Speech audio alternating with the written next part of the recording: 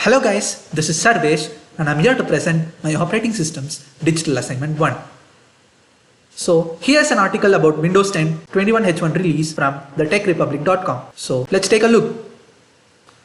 Microsoft hasn't announced the release date of Windows 21H1 yet, but it's clearly not far away. So it is now currently available for all the beta channels and also the Windows insiders. So any testers testing under Microsoft will be available to use it. Also, Microsoft has made it available for the Azure users. So what's new in 21H1? Microsoft is introducing support to multiple Windows Hello cameras. So if you have an external webcam, you can easily plug it in and use it for your face recognition. Microsoft has improved security and management. By improving the WMI group policy, it will furthermore improve the security of the remote devices that are connected to your Windows. So basically, your apps and other steps will also have furthermore security in this update. Microsoft ended the support for the older Edge in March 2021. So this old Edge is gonna get replaced by Chromium based Edge. So this is basically going to be open source. That's nice to hear, guys. So conclusion. We all know that 21H1 will not be a major release, but it will be a stepping stone for security updates in 21H2. So let's wait and get downloaded. So now let's talk about Tizen OS, the OS of the future. Tizen is a Samsung powered, open and flexible operating system developed from Linux. Tizen OS promises a whole new ecosystem in which it provides lighter, faster and more efficient OS. So now let's talk about the features of Tizen OS. Tizen's operating system is basically available for mobile, TV and wearables. So now let's talk about the features of Tizen OS. Tizen's operating system comes in multiple profiles to serve different industry requirements. It is basically available for vehicles, Tizen Mobile, Tizen TV, which is Samsung default smart TV, and Tizen Wearable. In addition to that, Tizen 3.0 is on a beta update which will be released soon. So this is a screenshot from Samsung Tizen OS powered TV.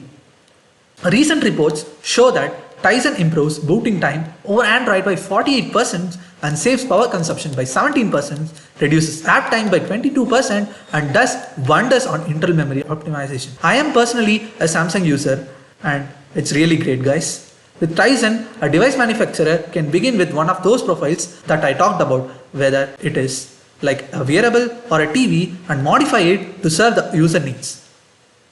Tizen has cooperated with mobile operators. Mobile operators can work with device patterns to customize operating system and user experience to meet the needs of specific customers or segments. Samsung and Intel are creating a new ecosystem in which Samsung's Tizen and Intel's chipsets will be collaborated in order to provide futuristic electronic devices for the people's need. For application developers, since Tizen is open source, it is providing with its own SDK and other development tools in order to power up Tizen. So don't you think Tizen is more powerful? So let's all use Tizen, guys. The sources that I referred are Tizen's about page on tizen.org. The other one is digitaldividend.com. So now for the third question, I have chosen insurance adjuster. As an insurance adjuster, a person with proper knowledge about tech will have many advantages in boosting his or her own careers. Wireless, handheld, mobile computing is here. Technology benefits commercial and governmental sectors with increased efficiency and mobility. It can basically improve his way of working, thereby reducing his work into half. For insurance property claim adjusters and any others, it delivers maximum reliability and speed for processing claims using a comprehensive software package installed onto an handheld pocket PC. Easy claim data entry, onboard estimation database, wireless internet connectivity, and automation estimation software are among the features to aid the adjuster in increasing his productivity. As a result, an adjuster can provide more accurate estimates to better serve the insured and immediately file reports securely via the internet. Before the adjuster leaves the property, the claim is complete. Eliminating the costly and wasteful time of returning to the office to write the report is then saved. So he's basically getting improved. So here are the key points of improvements in insurance adjuster process. Complete property claim automation can be done. Onboard loss estimate data can be done. Accurate claim results can be calculated. Infrared portable printing capabilities are now available. Wireless report transmissions are now possible. Enterprise data integration is also now possible. So using this, he is highly benefited. Now here's the fourth part. Now I have taken two processors for comparison. The first one is Intel Core i9-11900K, which is a 11th gen processor, and AMD Ryzen 9 5950X, which is a 5th gen AMD processor. So let's compare this.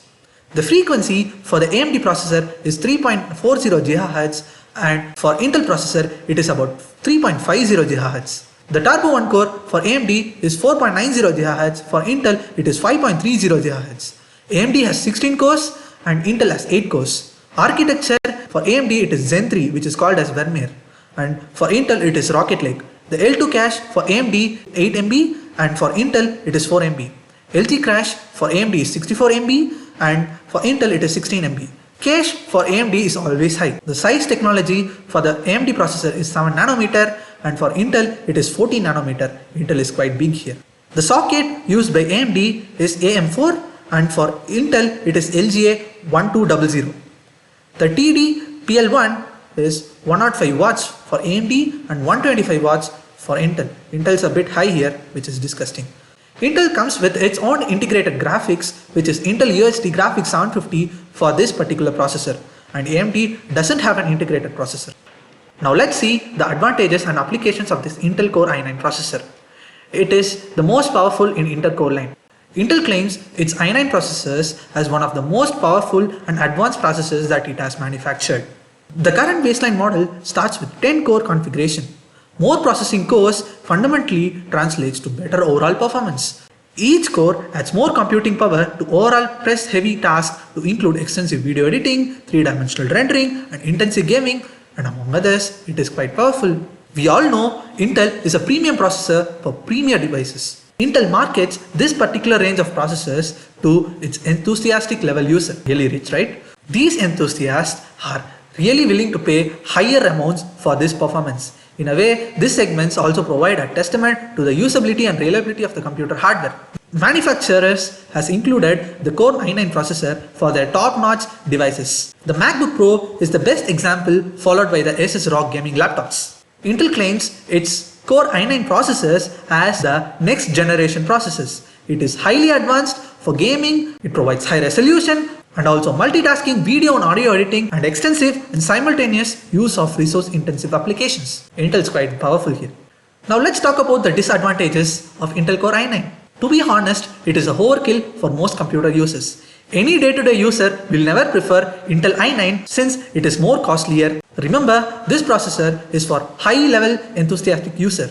An average user will never use Intel Core i9, but rather choose its lower variants such as Core i5 or Core i7 processor. These processors offer high clock speeds when paired with good RAM. For those who use us on a day-to-day basis, I will never prefer Intel Core i9. Now let's talk about the power consumption and overheating. Best computing capabilities, higher cores requires higher energy. The Core i9 processors consumes more power among other Intel Core family processors. Further, it generates more heat. It is essentially unsuitable for portable devices such as laptops because they require higher battery lives, which is never possible by a such powerful processor with higher cores. There are also some hardware compatibilities with these processors. Upgrading from a Core i5 or a Core i7 processor to an i9 processor, it's never simple. This is eventually because you need to purchase a new motherboard that uses X2999 chipset. In addition to upgrading a motherboard, you need to even upgrade your cooling system. Core i9 with higher cores requires more cooling. Come on guys, Intel, it is basically, from my view, it is impractical. Even some enthusiastic level users might find using this processor impractical. Another limitation of the Core i9 processor is that it is double the price of i7 and triple the price of i5. The motherboard and the cooling system is also expensive. Remember, addition of a better cooling system also translates another cost. So now let's talk about the AMD processors. First, its advantages. AMD processors are excellent for gaming because it has more cores. Due to this, AMD provides higher multitasking performance against its competition. It has excellent based clock speed, superior for all core boost speed. It has efficient manufacturing process for thermals. Now let's talk about the disadvantages. It is not power efficient at 105 watts. The working frequencies are not high as Intel Core processors. Package does not include CPU cooler. This is the most disadvantage that you get with an AMD processor. This is because you need to buy a new cooling fan for this processor. Now let's talk about the benchmarks. The source I have gathered these benchmarks are from the cpu.benchmarks.com. So on the left side it is the Core i9 11900K, and on the right side it is the Ryzen 9 5950X. You could see the number of votes here. It has got 69 votes on this side, and here Ryzen has got 65 votes. Now coming to the benchmark of Cinebench R23.